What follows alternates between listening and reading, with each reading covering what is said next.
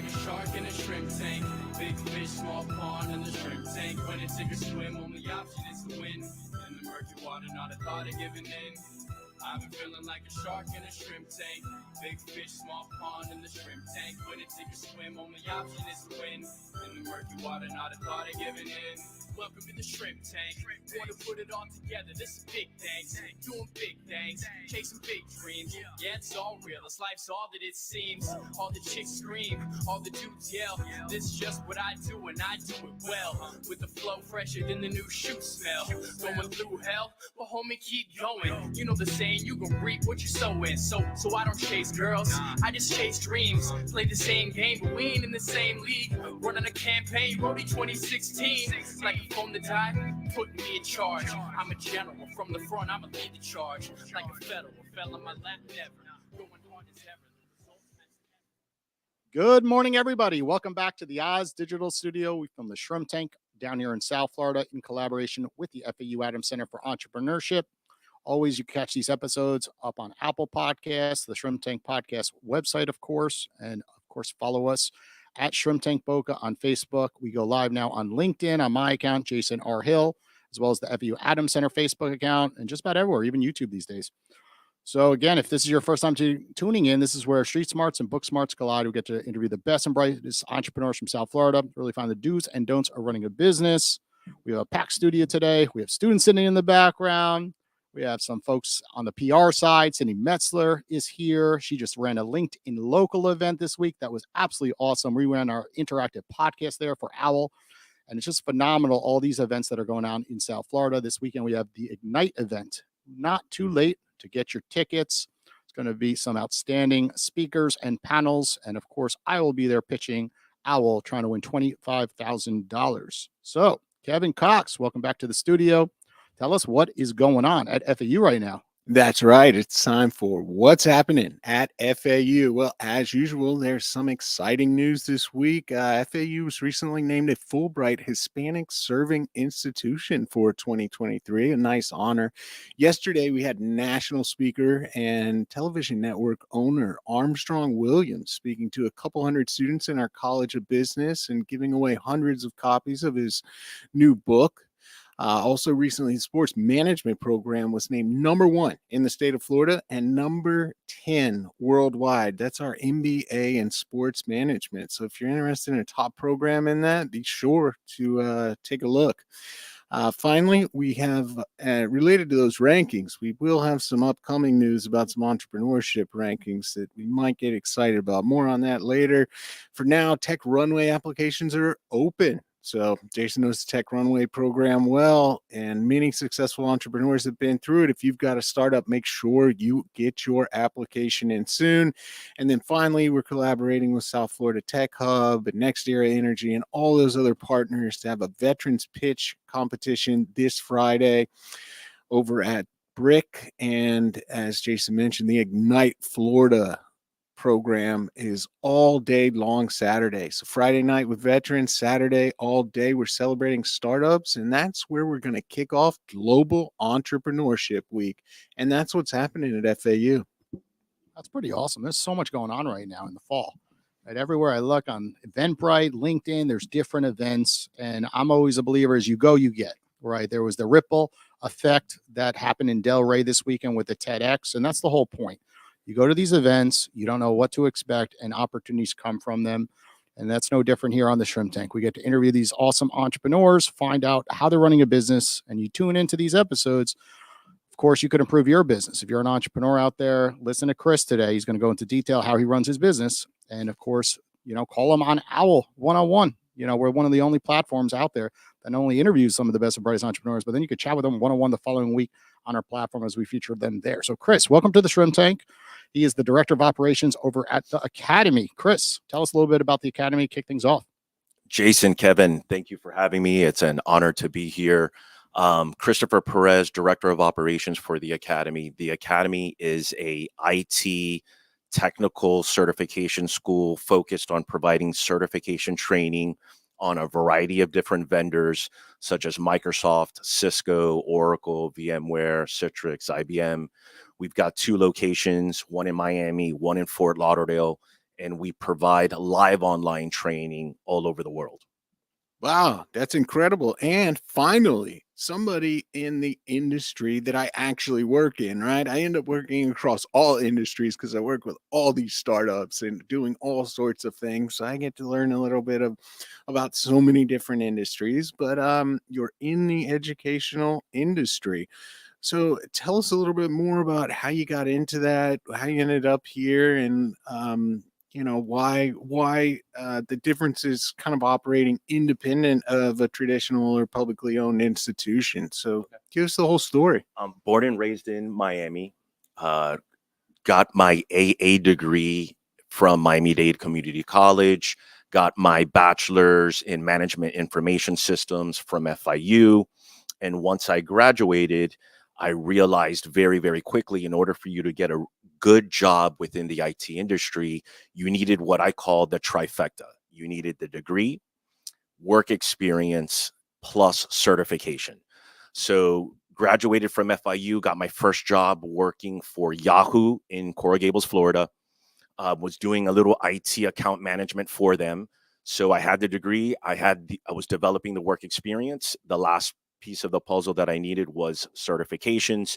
I started to do research. Can I ask you what era this was in? Because I feel like there's a good chance this could have been in the era that our current students won't remember, when Yahoo was Google. the hottest company, right? Like Yahoo was the Apple, the Google. This was 2001, 2002 timeframe. Okay, so yeah. So you're Yahoo at the, was very you're at relevant. the hottest tech internet company there is. Okay, fantastic. And I'll tell a little quick story about that. But so working for Yahoo, started searching around for different schools that provided technical certification training so I could achieve some of these certifications and complement my degree. Came across this school called the Academy. The Academy at that time was owned by a man named John Steele. Went to the school, started as a student, so enrolled into the school. And as I was taking classes as a student, I was approached by the director of education, who happened to be one of my friends from FIU. And he asked me if I would be interested in teaching some of the basic certification classes because I had the degree, I had a strong passion for technology. And I said yes. So at that point, I was teaching at night for the Academy and still working full time for Yahoo. That went on for a year or so. From there, they offered me a job as the director of education. And once I became the director of education, I really had a behind the scenes look in the education business and fell in love. This school in particular was providing a lot of value to the community, teaching a lot of career changers, individuals that were once a tow truck driver, a nurse, a realtor, no longer felt satisfied in that current state of employment, wanted to change careers to better themselves, make more money. And, that's the value side. The business of education is a good business as well. It makes money, especially on the for-profit side. So fell in love with the business. At that point, realized I definitely wanted to start my own school, started doing market research, going to Chicago, New York, California, because at that time, those seemed to be some of the best locations, at least in my opinion, to open up a technical vocational school. As I'm doing this market research and working, the current school I'm working for, the Academy, began to have financial issues. One of the big issues this owner had is within the 4 years he operated the business, he opened 7 locations. So if you do the quick math on that, he was opening a school every 6 months or so. So that was a bit, a little bit of over expansion. The second issue, and probably the most important, his primary lender at that time was Sallie Mae. So Sallie Mae provided student loans, which were guaranteed by the government. The government pulled that guarantee or, modified the relationship. And because of that, Sallie Mae modified their disbursement policy. So back then, when he first started the school, Sallie Mae would disperse 100% of the funds up front to the school when a student enrolled into a program. they modified that disbursement policy to 33%, 33%, 33% as the student progressed through the educational program. That substantially changed cash flow for the owner. He was forced to sell schools or close them. And what year was this approximately? This was 2002, Early. 2003. Gotcha. I approached him, and this is after he sold some schools, closed one or two. I approached him about purchasing the Miami campus, which at that time was considered his headquarters. It was the first school that kind of started everything. And he said yes. He said he would sell me the school. One of his driving motivations was because in the education business, if you're having issues, you're not just supposed to close the school. You need to provide what is called a train out. So there's some costs associated to providing that train out. If you enrolled a bunch of students and you still have to, provide them 50% of their program, you have to provide that train out. If not, you can get into some type of legal trouble. It's really hard to enforce it. But how did you have the capital to buy it? Because I'm just kind of trying to get a sense. You said you started at Yahoo for a little over a year. Were there doing stuff on the side. Great question. Great question. This opportunity, you see a business struggling, right? Like WeWork is struggling. I just watched a ticket, but like you don't have the money to buy WeWork. It's not that easy, right? Out of bankruptcy, you had to buy a business, right? Like, how did you get the funding to do so? Great question. But before I answer that question, ballpark, what do you think I purchased the academy for? I think they wanted to get it off their business hands. Was struggling. They're 100%. They wanted this owner wanted to get 2002, so $250,000, $250,000. I bought the business for $5,000. We assumed all of the liability, and at that time, the school owed roughly like $300,000 between vendors, landlords, student refunds, so forth. So were there assets of the business, like assets in the like the goodwill, computers in the classroom, but much more than that. Some of the IP, such as domain names, websites, Google rankings, and so forth, but not any sort of major assets. No. You bought that one location, and he was still operating the others. At that time, this was really the last location he was operating. He had sold the others. Some of them he closed. So I purchased that one from him that was still in operation by him. Nice. Got a business for yourself for what it would cost you to get a, 2010 Honda Civic with 200,000 miles on it today. Like, hey, great. What an incredible story. So, you got it. That's fantastic. You had all that debt, and then it was kind of a restructure. That's really intriguing. And it's funny you mentioned WeWork. WeWork, if you're familiar with bankruptcy laws in the United States, to me, represents a really great opportunity. You might say, well, no, it's a terrible company. They have all these expenses. They're just losing money by the millions. But what they're going to be able to do, walking away from all of those leases, renegotiating the premier locations, they're going to completely restructure WeWork. It's going to look a lot different, but I believe there's a great chance it could be profitable post-bankruptcy only because of the bankruptcy. That's true. So what he is saying, because I watched a long video about this, is, for example, you look at these leases in New York City, and they could be 50,000 square foot facilities, and they put the best things in the world in a WeWork. And what they're going to do is pretty much take the lease, if it's $1 million a month, and they're going to renegotiate that lease for $300,000 a month, right, instead, and knock off 70%, and they're going to close all their bad locations. So what's going to be left with WeWork is the best ones. And then eventually those ones will become profitable. So they're able to do that through bankruptcy, of course, but they got to be careful. They're in a lot of countries. So bankruptcy rules obviously are a bit different, country to country, but it's interesting. But you did this similar thing. You saw an opportunity for $5,000. And most people always think, I got to buy this sexy business, that's got all this cash flow, and everyone's going to after the hot ones. But you did the opposite. You're like, here's an opportunity. I know how the business runs.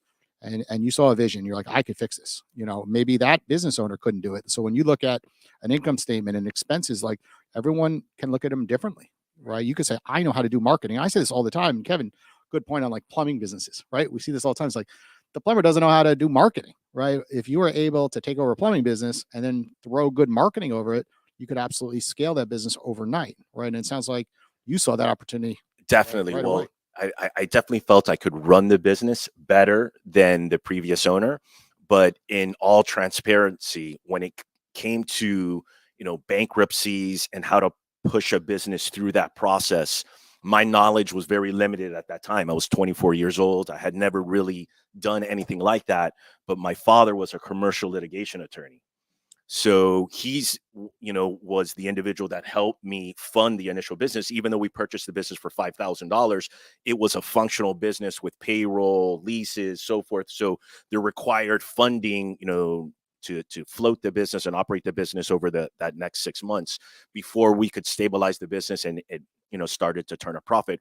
But it was such a valuable lesson to learn from my father and watch him line up all of the vendors and creditors that this business owed and renegotiate the amounts 20-30 cents on the dollar on what was owed, and really save the business hundreds of thousands of dollars.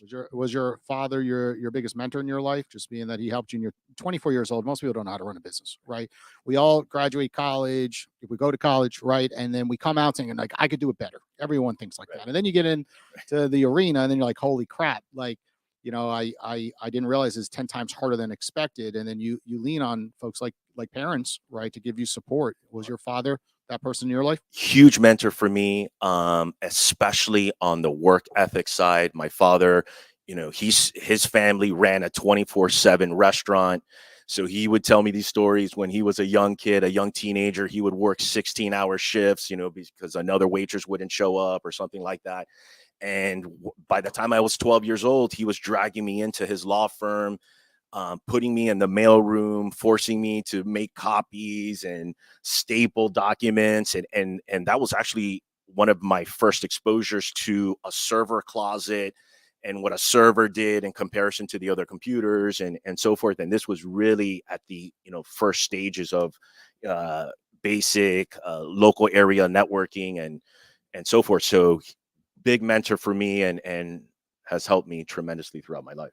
And tell our audience how much harder it really was, right? A lot of times you see, people in their 20s, not realize how hard it is to market, not realize how hard it is to lead, right? You had employees, right? They don't understand HR, right? They don't understand payroll systems, right? What was some of the things you went through? I know it's a long time ago, right? No, but But it's important for I our remember. audience because things I haven't, as much as technology has changed, like that hasn't. People have stayed the same, and you still have to be a leader at the end of the day. So being an entrepreneur and being a leader is definitely a roller coaster. We've had some amazing years and some very, very slow years. And during that beginning time, um, it required long hours. I was, starting my day at 10 in the morning, uh, doing admissions, but in the education business, that's really sales. So I was doing sales from 10 to 6, and then I would teach classes from 6 to 10. We did that for 3-4 years, which really helped us pay off a lot of the vendors and creditors that were owed money because we ran the shop very, very lean. I was thrown into the realm of marketing and sales because I'm a big believer. Marketing and sales and creating revenue ultimately is it's the lifeline of any business. For sure. So if you don't have the sales and marketing happening for your business, no other department is going to be able to function, especially in the education business, which for us, it's education, it's student services, it's help desk, it's testing and registrar services. None of those services begin to operate until you have students. And so you need a very strong sales. So And where are you today? How many locations? How many employees? How many courses are being provided? How many people go through these courses per year? So we've got 2 locations, one in Miami, one in Fort Lauderdale. We have 30 employees. We've been now serving the South Florida community for 20 years. When it comes to programs, that's really one of the big differentiating factors between our business model and the previous owner. We expanded heavily. Some of our most popular programs right now are cybersecurity, coding, project management, business analyst, cloud and network infrastructure. when the previous owner was operating the business, he was very, very focused just on vocational training, your standard career changer. We brought into the business more programs focused on IT professionals, individuals who are already currently in the industry and we're looking for very quick knowledge transfer and certification prep. We did a lot of social media marketing and really, well, back then and initially it was pay-per-click marketing on the Google and Bing side towards keywords that were focused on what IT professionals would be searching Google for. And then how many people go through this course per year, approximately? For on the IT professional side, we probably service 200 to 300 IT professionals. Gotcha. And these are, of course, needed jobs out there, right? You think of all the brands everyone, uses every day, our iPhones. We go right to Amazon. We go right to Google. Now ChatGPT, right? And someone has to learn this stuff, and these companies want people with designations next to their name. They want to see MBA, they want to see certificates. So 100%. And really in makes some of sense. these government institutions, if you work for the Department of Defense, for the FBI, in order to hold specific levels of a job, you need a certain level of certification, and this is by the directive of the Department of Defense 8570, which states if you're going to be an information assurance engineer, you need to hold X, Y, and Z certification. So there's mandates by the government that requires individuals to have these certifications. That's why this is a good business for you. Makes perfect sense. We're going to take a quick commercial break, hear from one of our sponsors. When we get back, we're going to jump into our hot or not segment of the show. Look, Google is smart, but owls are wiser. Instead of spending an hour sifting through ads and clickbait BS, get the answers you need from qualified experts immediately. What is OWL? Think a best-of edition of Google, Cameo, and Clubhouse, all rolled into one app. OWL is an app where you can get advice through secure, private, live voice calls, tailored specifically to your questions, and all in real time. Need marketing or PR advice? OWL it. App or software development? OWL it. Healthcare, investing, social media, grant writing, education? OWL it. Coming soon, OWL one-on-one with sports legends, singers, actors, celebrities, and more in real time. That's super exciting. Who? OWL. That's OWWLL. 2 W's for twice as wise. 2 L's because you'll really love it. OWL. Connect. Learn. Grow. Now available for Apple or Android. Download OWL today on the App Store on your device. Hey everybody, welcome back to the Shrimp Tank. As a reminder, check out our website, shrimptankpodcast.com. We'll put Chris's entire background up there. Click on his website and look at all the different courses he has available to take this fall, this spring, of course, and winter, I guess, too. Forgot about that. We live in Florida. There's practically no winter here. Okay. But of course, next week he will be the featured expert on OWL. So go ahead and follow him, and you'll get a notification when he makes himself available. Be the first one to go in and call him and talk about anything that we are chatting about during today's episode. Network with him.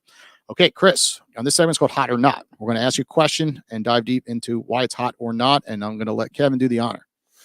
All right, I'm not doing hot or not. I'm going to do what's hot, Chris, because you have a lot of different certifications. There's a lot of different things I can do in IT. I know the sector's hot generally, but if I'm looking for a good career, nice paycheck, maybe nice working conditions, schedule, good job, good career. What's hot, right? Is it cybersecurity? Is it web development? Is it something else I haven't even thought of? You tell us. I would definitely focus on cloud. And by cloud, I specifically mean Microsoft Azure and Amazon AWS, and achieve certification from either of those two platforms. And primarily that is due to just the sheer number of job opportunities that are available to you once you're able to achieve those certifications. Right now, Amazon and Microsoft have a predominant market share on cloud. Let's call it a monopoly. Come on. Yeah, close. Google's still I there. use Azure for OWL behind the scenes, and I didn't understand that world. And now that I do, it's a monopoly. Yeah, they're dominant. There's no doubt about it. So that would be on the cloud side. Web development or coding is very, very popular. A lot of opportunity in that world. However, you have to, what a lot of people don't understand when it comes to coding and web development, that's like learning a new language.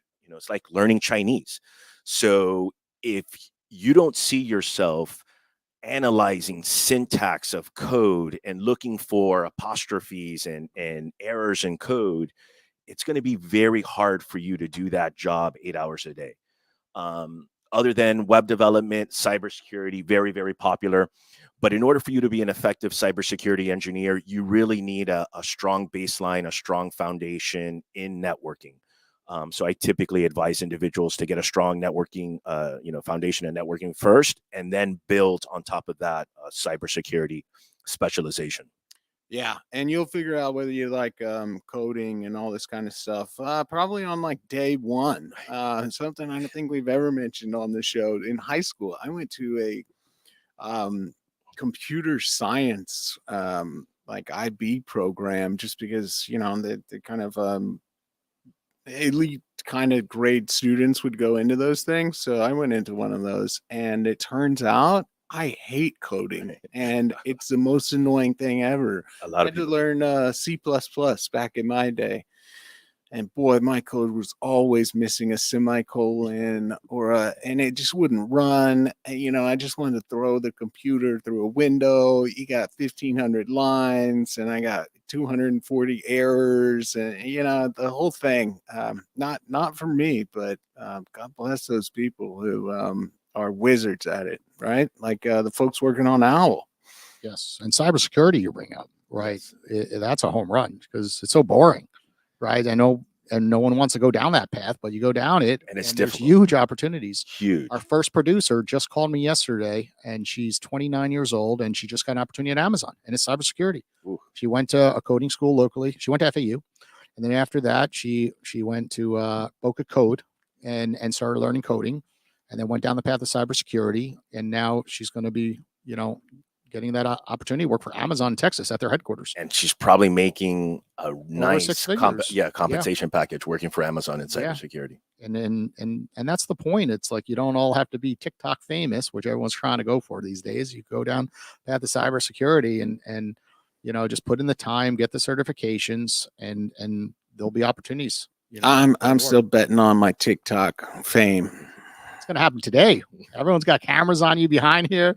Yeah, you'll be famous. You better start. What's your nickname going to be on the platform? Kevin Cox. I'm still working on that. I'm still putting the portfolio together. The official Kevin Cox. What is it? Dr. Cox? Come on. Yeah, something like that. Okay. What about ChatGPT? Right. I was just watching. What did you say? ChatGPT. GPT. Did I not say that? I don't know what I'm saying anymore. But I was watching where people will be able to put it on their platform, like different plugins where you could click it and really they're loaning you their technology and then you could run with it and build different things. And then we'll be able to go in the store and they'll show the favorites, kind of like the App Store, right? And you could just go into different ones and it's going to be out of control. So are you starting to do is how not certifications for chat?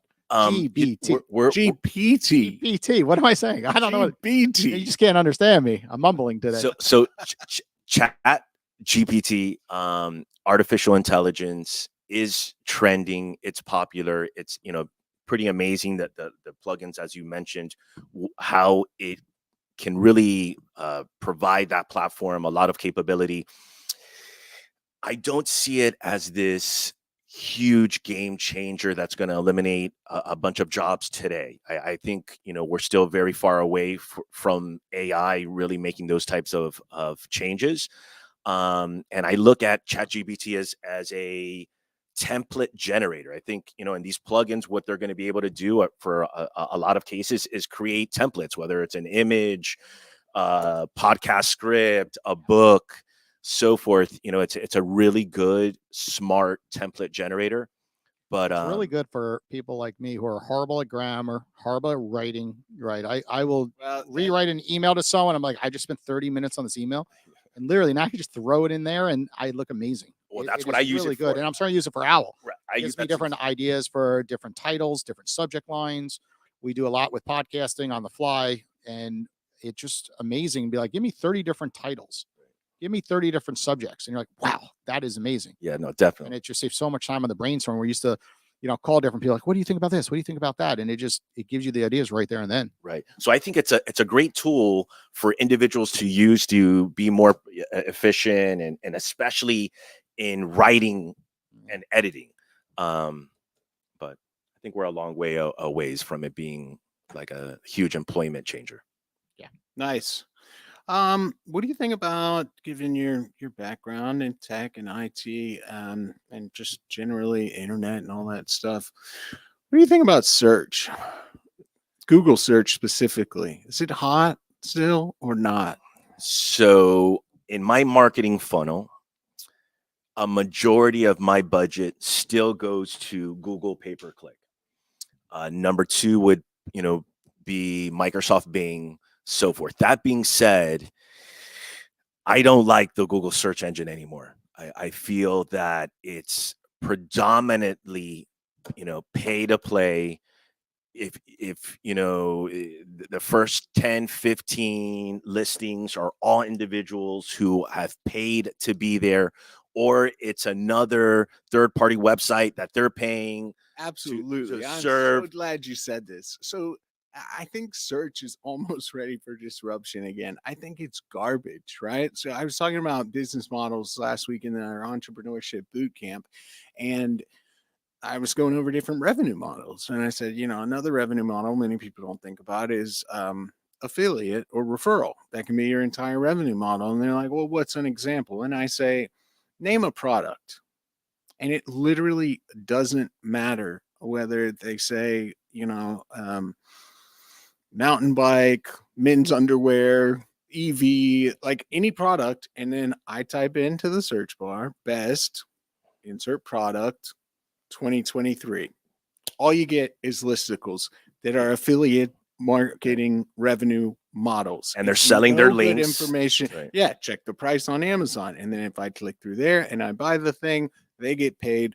There's no objective information. These are not reviews based. They are not scientific based. They are just printing money by making clicks. That's it. And it's the whole first page. Yeah, it's unfortunate. The search game has changed tremendously. Let's hope that that they get broken up, because talking about monopolies, Google controls 97% or something like that, 90% of the search Yeah, I mean, market. when you said Bing's number 2, it's like two ZZZZ. Like that 2 is I so feel like I don't far believe the back. data. They always say like this percentage use Bing, and I'm like, I don't know. It just Yeah. doesn't seem to add up. No, right? Isn't it especially- like 20-30%. Supposedly. Yeah. Yeah. No one I know gets any leads on Bing. I don't know. They have websites that are number one on Google, and they are number one on Bing, but they just like, it's not 80-20. Right. Yeah, I stick to Tor because I like to get the dark web results, obviously. And they're a little more interesting. But you bring up a lot of good points on Google. I have a lot of websites that were built for SEO, and they've gotten crushed in the last year due to all the AI articles that are being written. And then what ends up happening is these articles you read, sometimes they're from like 2012, and Google changed the algorithm. And 1 second you have someone working for you, and then 1 second you're like, I can't afford that person because my lead count went from 100 to 50, right? And that affects commissions, right? And same thing with your business and Roland. So it's too spotty. Right. And I think more people are moving back to traditional sources like PR.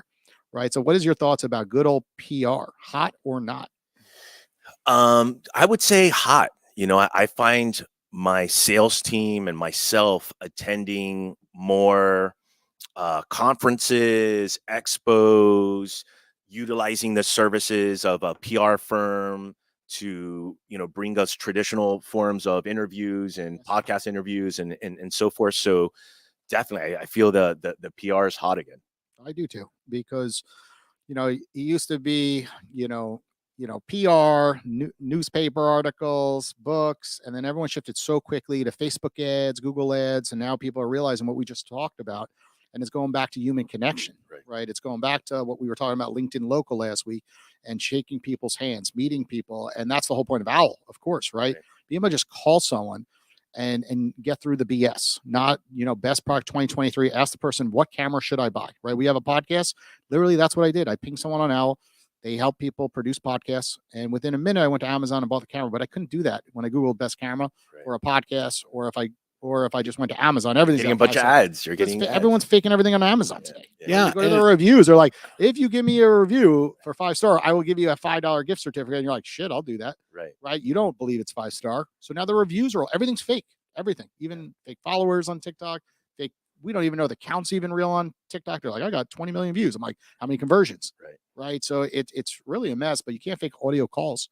Right. Meet 100%. somebody or meet someone in person. Yeah, and let me tell you, Al's really starting to work. I was teaching the Tech Runways Exchange last night, and we got a great company that does logistics for heavy machinery. Some of the biggest machines in the world. They ship them around and trade them and lease them. It's called Ask Take Go. A wonderful founder, and she needed a videographer. She called somebody up on Al. Oh. Done. She just mentioned it last night, so it's Pretty cool. working and it's fantastic. Awesome. Yes. And we are releasing our chat forum the end of the month. What does that mean? You could literally post, hey, I'm interested in speaking with X, right? And other people in the community will dive in and tag who you should speak with. So instead of doing it in a Facebook group, it takes you sometimes weeks to get, on somebody's schedule. And then by then you're like, crap, I don't need that person anymore. I need to buy a product today to get something done or something, business Or owners. you might even be savvy enough not to be on Facebook, Oh, like someone, someone in this room. Yeah. You're going right to TikTok. You're going for the bigger one. Or Owl. Stick to Owl. Stick to Owl. So you're going to skip TikTok. Woo-hoo. Okay, we're going to take a quick commercial break to hear from one of our sponsors. When we get back, we're going to jump into our Plead the Fifth segment of the show. Step into our state-of-the-art innovation lab and create your digital future. Oz uses cutting-edge technology and 22 years of industry knowledge to enhance customer experience through digital innovation in a variety of expertise. Oz is a leading global consulting company whose services and solutions are trusted by startup, midsize, and even Fortune 500 companies.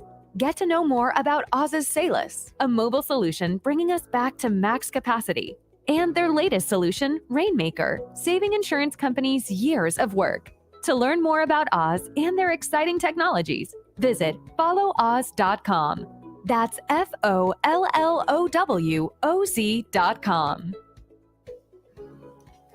Hey everybody, welcome back to the Shrimp Tank. That was Oz Digital Consulting. And it's kind of funny when we're talking about certifications, because what happens is they go through your courses, Chris, and then what happens? They want opportunities at a place like Oz Digital Consulting, right? Oz does a lot of work with Fortune 500 brands, a lot of their local community. You see them all over Florida, Tech Hubs, sponsorship stuff. I think they got a big dinner next week coming up with Tech Hub. And it just shows that if you get these certifications through your courses, then go right to Oz's website and then just reach out to them and say, hey, I saw you on the Shrimp Tank, right? We interviewed, of course, the CEO and his son a while back, but it's easier to get a job when you say those words, right? So everyone listening, it's all about relationships, not about just throwing a resume up on Indeed and just, crossing your fingers and hoping someone reaches out. No, reach out to them, be aggressive, and call them. They're actually all on Owl as well because they're the builders of Owl. So, Chris, on this segment of the show, it is called Plead the Fifth. We're going to ask you a question. You don't want to answer it. You say, I plead the fifth, but you can't plead the fifth more than once. If you plead the fifth twice, fortunately, we can't post this episode. We have to delete the whole thing. Okay, so be careful. Okay, so we're going to start with, what was the most uncomfortable person you had to lay off, right? You started your career running a business at 24, right? I'm sure when you were in your 20s, you made some bonehead maneuvers when it came to hiring and firing. So tell us a situation, tell us a story where, So probably one of the most difficult fires I had to do was a woman that used to work for a very large school. I'll just say the name, University of Phoenix. She had lots of experience as an admissions representative for that school. And I convinced, the rest of my team that she would be a really good hire. We were paying her top dollar, at least back then for us. She was coming in through the door at one of the highest salary levels. And she ended up being one of the worst hires I've ever made. Anything we would ask her to do, she would tell me, that's not within my job description. I don't do that. And it just got to the point where I had to, put my tail between my legs and end up, letting her go. And that was a good learning experience, no matter how good they look on paper, what they say during the interview, until they actually start performing the job at your business, you never really know how good they're going to be. And that's why you see a lot of job hoppers, right? If they have a lot of jobs, they're good at the interviews, right? And then all of a sudden they know what to say. But then when the real work begins, it's like you don't want to be in that environment, right? You run a small business. You're not sitting there 5,000 employees where it could be so niche down where like this is the only thing you have to do. And It's that's like, what no, she was like, used to. you know, this is a small business. You have to wear a lot of hats, right? And that's why I'm paying you this much. And you have, you know, the opportunity and the different freedoms that come with a small business that the big companies don't offer. Right. Right. So there's always a trade-off. All right, I've got a good one for you. So you teach and certify in cybersecurity, right? So it might be kind of embarrassing if you were to ever get hacked, but almost every small business owner who operates a website and works on the internet has dealt with some kind of hacking problem. So have you ever been hacked? We have. Oh no. And I wouldn't say necessarily our website was hacked, but even worse, our bank account was hacked. Ooh. Through a traditional phishing email. They sent an email to my accountant. It's always the human. It's never the actual cybersecurity. That's always the soft point. I get phishing scams from FAU and in my personal account almost daily. They send out warnings right away, but there's always like usually an older, more experienced professor who's like, "Oh, hey, I see the dean's photo in this, but you might notice the email's a right. little It's completely different." different. And then, but it is a real photo. And then they're like, "I better click this and log in." That'll do it. That's exactly what happened. They were very strategic on how the email looked, the information that was in the email. This was my accountant that had been with me for years. She clicks on it, puts the bank account information. That's all they needed, and they transferred out some money. Yeah, I've been getting some pretty good ones recently that are like, "Here's your receipt for this thing you didn't buy," and then I'm like, I get those every "Oh day. no, what?" And then it's like, "Just click this thing if you got any problems or any trouble." But then I just, pull out my phone, open my bank stuff, and I'm like, that's not, that hasn't been built. I got no problem here, but I would if I clicked on the link and presumed I had a problem. Or the UPS ones where it's like you have a delivery, and I'm like, Getting a lot of those. And I'm like, I don't know, I might have a delivery. Right? Like, Absolutely. I'm ordering crap on Amazon all the time.